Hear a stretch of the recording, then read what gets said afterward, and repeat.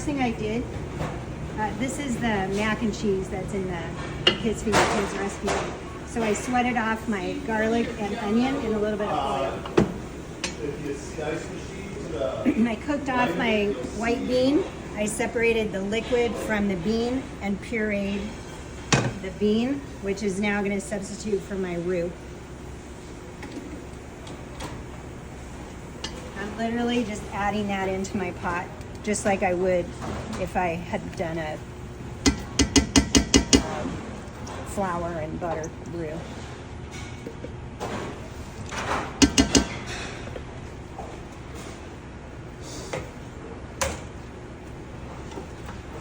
So you can kind of see, right? Looks just like roux. Yep.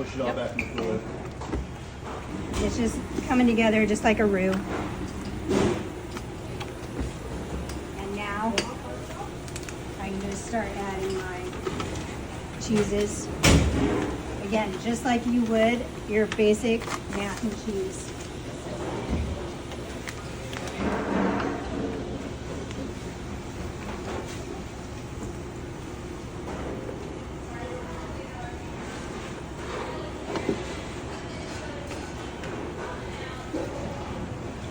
You could use a plant-based milk if you want. I just happen to have this in the fridge, so we're going to use it up. But you know, now I just got to wait for my cheese to melt, just like any other.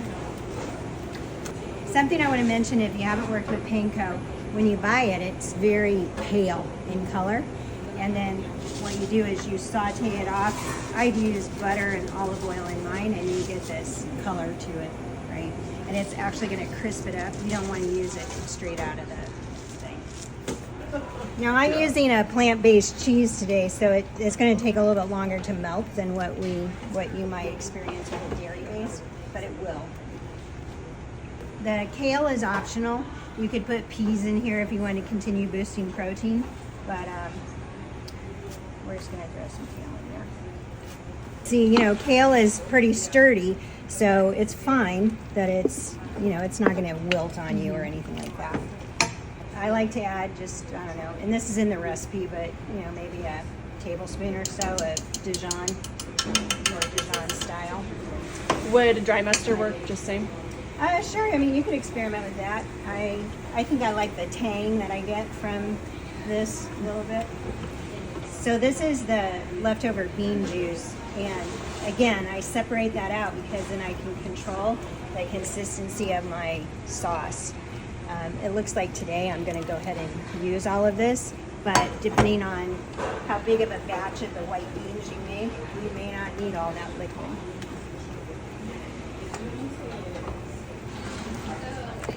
Looking pretty good. Mm-hmm.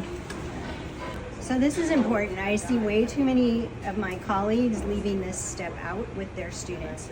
If your students aren't wearing tasting spoons at all time, you're doing them a disservice. Because at every stage of a recipe, I gotta know, salt is not a seasoning. It is something that at the very end of a recipe, if I need to make an adjustment, that's when I take care of business. So, I'm pretty close here. So I pre-cooked my mac and cheese. You know, you could do that up to a day or so ahead. And now I'm just gonna start adding that in. So see that cheese is starting to melt, that plant-based, and it's looking pretty delish.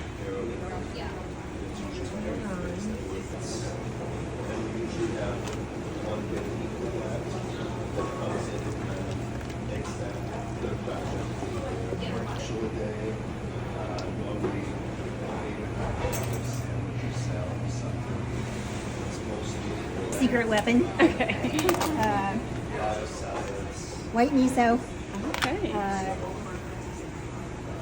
I like to just keep it on hand because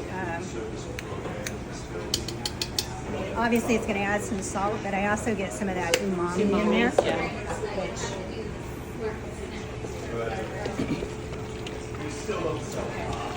So it's going to take a second too.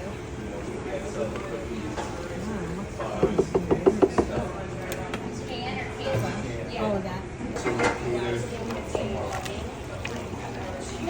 So this is really, I mean, like it comes out so creamy. Those beans are just amazing. And everybody I've fed this to so far just really, really loves it. So I did, I mean, whatever, I spray my pans down. And then, look at that. Doesn't that look delicious? So creamy. Mm-hmm. Beautiful.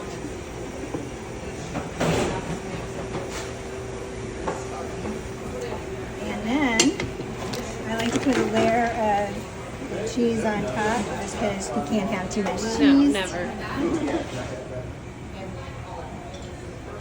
And if you decide to work with these plant-based cheeses, you'll find I think they tend to be saltier than a dairy cheese, which is again another reason why I very seldom salt anything. And then, again, I think I already said it once, but just a reminder, your panko is going to be this color when you first open your package, but I saute it in some butter and olive oil to give it this extra crunch and color, and then it's just going to go right on top. Beautiful. We're just going to go into a 350-degree oven for, some 20 minutes or so, and then when it's time for lunch, we'll be ready to eat.